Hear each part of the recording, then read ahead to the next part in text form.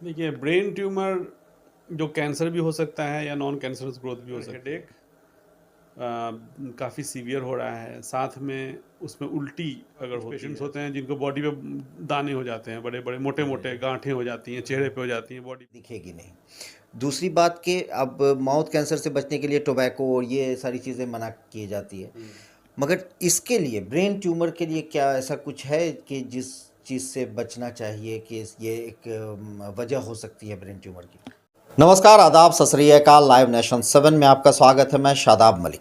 अगर अभी तक आप लोगों ने हमारे चैनल को सब्सक्राइब नहीं किया है तो ज़रूर सब्सक्राइब कर लें। आज वर्ल्ड ब्रेन ट्यूमर डे है और इस बीमारी पर हम चर्चा करेंगे। इस पर बात करने के लिए हमारे साथ मौजूद हैं पारस HMRI पटना में consultant neurosurgery doctor Nasib Iqbal कमाली। नखरे वाला बेटा हो या डाइटिंग वाली बेटी, डायबिटिक दादाजी हो या वेजिटेरियन मामा जी, सबको मिलेगा उनकी पसंद का खाना बस एक क्लिक पर। Download Rail Restaurant app and get tasty foods on your seat. Sir, live nation 7 में आपका स्वागत है। नमस्कार। वर्ल्ड ब्रेन ट्यूमर डे 8 जून है आज। ये वर्ल्ड ब्रेन ट्यूमर डे के तौर पे मनाया जाता है हर साल 8 जून को। इस बीमारी के जो लक्षण हैं सर, वो क्या हैं और इस बीमारी से कैसे बचा जा सकता है? देखिए, ब्रेन ट्यूमर जो कैंसर भी हो सकता है या नॉन कैंसरस ग्रोथ भी हो सकती है।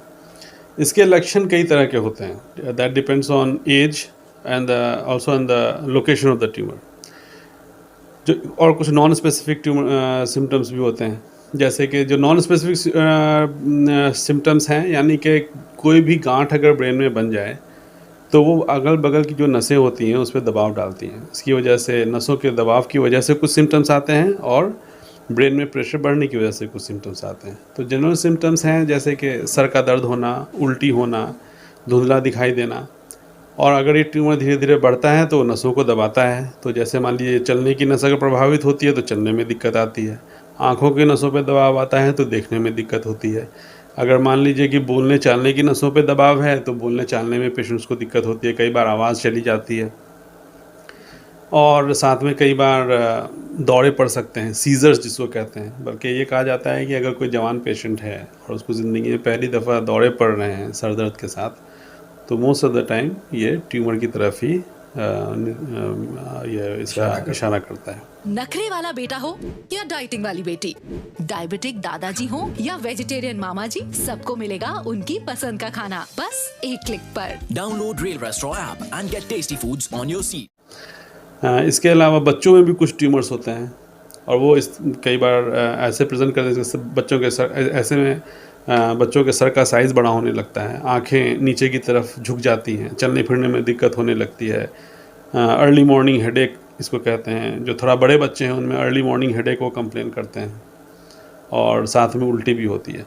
तो हेडेक अगर कई बार सुने तो बहुत भयभीत होने की ज़रूरत नहीं है। हर एक हेडेक ट्यूमर हेडेक नहीं होता, लेकिन हाँ, अगर हेडेक काफ़ी सीवियर हो रहा है, साथ में उसमें उल्टी अगर होती है, एसोसिएटेड उल्टी होती है, निगाह कमज़ोर हो रही है, या बॉडी का कोई हिस्सा है जो काम करना बंद कर दे रहा है, उसमें फड़कन सी आ रही है, दौरे पड़ रहे हैं, तो ये सब इस बात की तरफ संकेत करता है कि ब्रेन में कुछ प्रॉब्लम है और इसके लिए आपको किसी अच्छे न्यूरोसर्जन या न्यूरोलॉजिस्ट से मिलना चाहिए। सर, ब्रेन को पावर हाउस कहा जाता है कि एक तरह से वो पूरे बॉडी का पावर हाउस है और जाहिर सी बात है पूरे जो बॉडी का फंक्शन है वो ब्रेन से ही कंट्रोल होता है। ऐसे में सर, ये जो सिम्टम की आप बात कर रहे हैं, तो क्या ये एज के हिसाब से वैरी करता है कि ये बच्चे को हो सकता है, या ज़्यादा है कि इस एज के जो लोग हैं वो इस चीज़ पर ज़्यादा ध्यान दें कि ऐसा उनको अगर सिम्टम हो रहा है? ये एज वाइज डिफरेंट होता है?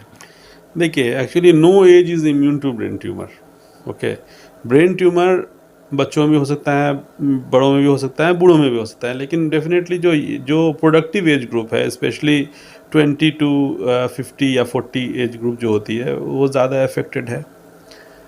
स्पेसिफिक टाइप ऑफ ट्यूमर्स होते हैं जो बच्चों में होते हैं। कुछ कंजेनाइटल ट्यूमर्स भी होते हैं जो कुछ ऐसे सेल्स होते हैं जो पैदाइशी तौर पे ही बॉडी में होते हैं बच्चों के, और प्रोलिफरेट करके बढ़ करके ट्यूमर की शक्ल ले लेते हैं। जैसे न्यूरोएक्टोडर्मल ट्यूमर्स हैं, या फिर कुछ ट्यूमर्स होते हैं जो कुछ सिंड्रोम्स के साथ एसोसिएटेड होते हैं। अक्सर आपने देखा होगा कुछ पेशेंट्स होते हैं जिनको बॉडी पे दाने हो जाते हैं, बड़े बड़े मोटे मोटे गांठें हो जाती हैं, चेहरे पे हो जाती हैं, बॉडी पे हो जाती है, और इस कंडीशन को न्यूरोफाइब्रोमेटोसिस बोलते हैं। तो इसके साथ भी ट्यूमर्स एसोसिएटेड होते हैं। तो कुछ जेनेटिक कंडीशंस हैं जिसमें ट्यूमर एसोसिएटेड होती है, और जो यंग एज के जो ट्यूमर्स हैं एक्चुअली उसका कॉज बहुत ज़्यादा 100% अभी तक पता नहीं चल पाया है, लेकिन कुछ रिस्क फैक्टर्स हैं, जैसे कि उसमें सबसे कॉमन है रेडिएशन एक्सपोजर। इसके अलावा जेनेटिक डिसऑर्डर्स, जैसे मैंने आपको बताया न्यूरोफाइब्रोमेटोसिस, या फिर ट्यूबरस स्क्लेरोसिस है, या फिर और भी है कुछ ट्यूमर्स होते हैं जो कि और दूसरे ट्यूमर्स के साथ एसोसिएटेड होते हैं।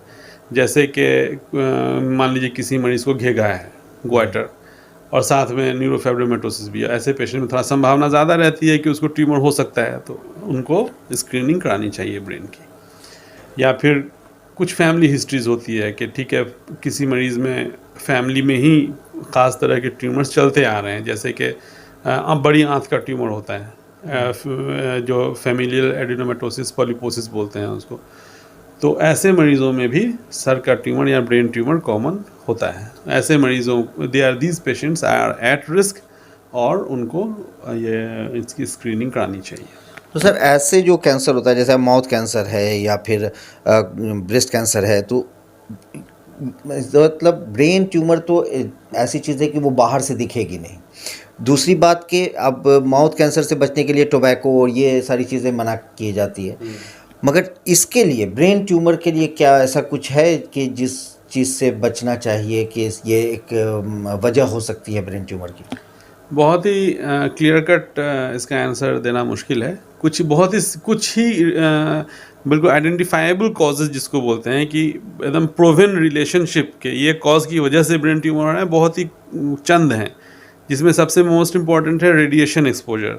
जैसे कि CT स्कैन लोग कराते हैं, या फिर जैसे कि CT स्कैन में भी रेडिएशन एक्सपोजर है, तो अननेसेसरी CT स्कैन ना कराएं, जहाँ ज़रूरी है वहाँ कराएं। या फिर जो लोग ऐसे एरिया में रहते हैं जहाँ पर रेडिएशन एक्सपोजर ज़्यादा होता है, जैसे कि एक आपको हिस्ट्री से रिलेटेड चीज़ बता दें, यूक्रेन जो अभी काफ़ी चर्चित है वार को लेकर, वहाँ चेर्नोबिल नाम की एक जगह थी, वहाँ पे न्यूक्लियर डिज़ास्टर हुआ था, एक न्यूक्लियर रिएक्टर था जो फट गया था। उसकी वजह से वहाँ पे काफ़ी लोग, जानवर, सब लोग रेडिएशन से एक्सपोज हुए, यानी कि जो यूरेनियम से जो निकली हुई रेडिएशन होती है, उस रीजन में ब्रेन ट्यूमर्स काफ़ी ज़्यादा बढ़ गया। उसी तरह जो रेडिएशन है एक्सपोजर, जैसे कि हॉस्पिटल रेडिएशन एक्सपोजर हो सकता है, जो लोग इनकी खदानों में काम करते हैं उनका रेडिएशन एक्सपोजर हो सकता है, या फिर जो कई लोग बहुत ज़्यादा अगर CT स्कैन कई बार हो रहा है, तो ये एक कॉज हो सकता है ब्रेन ट्यूमर का, जो आइडेंटिफाइबल कॉज है। इसके अलावा कुछ केमिकल्स हैं, स्पेशली रबर फैक्ट्री में काम करने वाले लोग, या फिर प्लास्टिक फैक्ट्री में काम करने वाले लोग, इनमें भी देखा गया है ब्रेन ट्यूमर की होने की संभावना थोड़ी ज़्यादा होती है। और इसमें सर सर्वाइवल कितना है, मतलब अगर किसी को हो गया ब्रेन ट्यूमर तो वो बचने की संभावना कितनी है और उसका इलाज किस तरह का है? देखिए, पहली बात तो है कि ब्रेन ट्यूमर जब हम बोलते हैं तो इससे बहुत ज़्यादा ये तो है कि एक सीरियस कंडीशन होती है, क्योंकि ब्रेन में अगर कुछ हो जाए तो नसों को डायरेक्ट तौर से प्रभावित करता है। लेकिन ब्रेन ट्यूमर भी दो तरह का होता है, एक बिनाइन और मैलिग्नेंट। बिनाइन यानी वो ट्यूमर्स जो अगर एक दफ़ा निकाल दिए जाएं तो आम तौर से दोबारा नहीं होते हैं, और मैलिग्नेंट जो कि कैंसर वाली शक्ल इख्तियार करते हैं। ब्रेन ट्यूमर्स के साथ ख़ास बात एक ये भी होती है कि बिनाइन जो होते हैं वो कई बार मैलिग्नेंसी की तरफ जा सकते हैं, वो बढ़ सकते हैं उस तरफ। और चूंकि ब्रेन चारों तरफ हड्डी से घिरा हुआ होता है, इसीलिए अगर कोई ट्यूमर बढ़ रहा है, थोड़ा सा भी बढ़ता है, तो वो उतना पोर्शन ऑफ ब्रेन को या तो दबाता है या डैमेज करता है। इसीलिए ऐसे मरीज़ों में अगर जो भी लक्षण दिखें और एक दफ़ा अगर पता चल जाए कि ब्रेन ट्यूमर है, तो पहला स्टेप है सर्जरी। सर्जरी का सबसे डायरेक्ट बेनिफिट ये होता है कि मैक्सिमम पोर्शन जो रिसेक्टेबल होता है वो निकल जाता है, और जब निकल जाता है उसकी फिर पैथोलॉजी वगैरह की जांच हो जाती है, इससे ये पता चल जाता है कि वाकई ये ट्यूमर बिनाइन है या मैलिग्नेंट है। अगर बिनाइन है तो बहुत अच्छी बात है, आपको रोग से मुक्ति मिल जाती है, आप काफ़ी लंबे टाइम तक बिना किसी प्रॉब्लम के रह सकते हैं, कई बार पूरी ज़िंदगी रह सकते हैं, कभी वो दोबारा नहीं होता। और अगर मैलिग्नेंट है तो भी इसमें निराश होने की ज़रूरत नहीं है, क्योंकि ज़िंदगी मैलिग्नेंट कहीं पर भी कोई भी बीमारी है, कहीं का भी कैंसर है, उसमें ज़िंदगी बढ़ाई जा सकती है। 100% तो मुश्किल है कि ट्यूमर से छुटकारा मिल पाए, लेकिन ज़रूर ज़िंदगी बढ़ाई जा सकती है सर्जरी के माध्यम से। उसके बाद रेडिएशन थेरेपी होती है। छोटे ट्यूमर्स हैं उसमें अभी नई नई टेक्नोलॉजीज़ आ गई हैं, स्टीरियोटैक्टिक सर्जरीज़ हैं, गामा नाइफ सर्जरी है, साइबर नाइफ सर्जरी है। इस तरह से करके उससे आपको निदान मिल सकता है।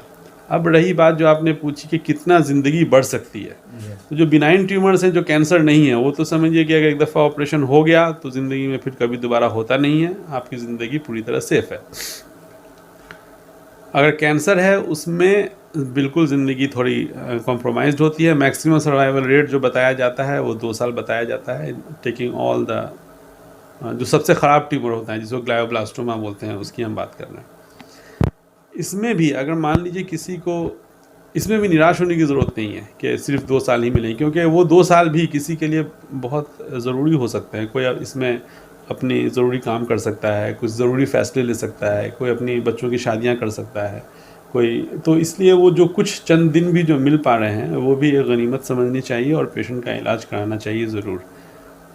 बहुत बहुत शुक्रिया। तो ये हमारे साथ मौजूद थे डॉक्टर नासिब इकबाल कमाली, जिन्होंने साफ तौर से ये बातें बताई कि ब्रेन ट्यूमर कितना ख़तरनाक है, कैसे उससे बचा जा सकता है और कैसे उसका इलाज होता है। तो ये सारी चीज़ें जाननी आपके लिए ज़रूरी थी, इसलिए हमने आपको ये बातें बताई। अब आगे इस तरह की खबरों के लिए आप बने रहें हमारे साथ, देखते रहें हमारा वीडियो। अगर अभी तक आप लोगों ने हमारे चैनल को सब्सक्राइब नहीं किया है तो ज़रूर कर लें, साथ ही साथ ट्विटर हैंडल पर हमें फॉलो ज़रूर करें। धन्यवाद। नमस्कार।